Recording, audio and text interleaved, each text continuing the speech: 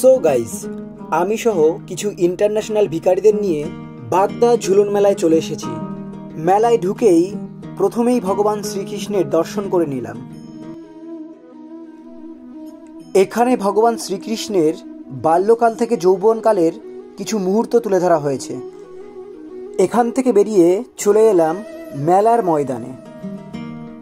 এখানে দেখতে পাচ্ছ কত বড় বড় লুচি আছে।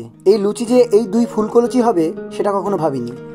যাই হোক, শ্যামময়রার জিলিপির দোকানের পাশ থেকে আমরা একটু চলে এলাম কাঁসা পিতলের দোকানে। এখানকার জিনিসগুলো এত চমকাচ্ছিল, মনে হচ্ছিল সব সোনা দিয়ে তৈরি। এখানে এসে দেখা মিলল আমাদের সেই প্রিয় ঋতুপর্ণার। এত বাজে শঙ্করধ্বনি শুনে আমি চলে এলাম আফ্রিকার জঙ্গলে। কৃত্রিম জঙ্গল হলেও এটা অনেক সুন্দর ছিল। এবার শুরু ভোজন পালা। আমরা ইতিমধ্যে চলে এসেছি জল ফুচকার দোকানে।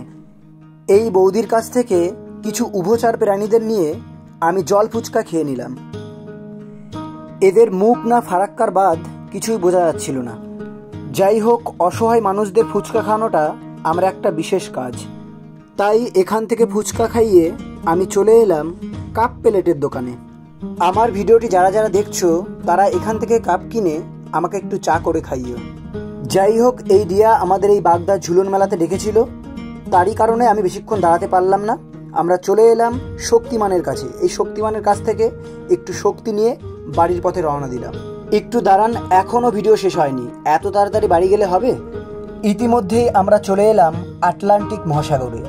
এই টাইটানিকটা আমরা ছোটোবেলায় ক্রাশিং চুরি করে পাছায় আগুন দিয়ে চালাতাম। ইতিমধ্যে চলে এলাম রিয়াদের মিষ্টির দোকানে। রিয়া ফ্রিজ থেকে বাংলা বের করে, সরি বাংলা নয়, এটা হচ্ছে কি বলে, স্প্রাইট বের করে আমাদের খাওয়ালো।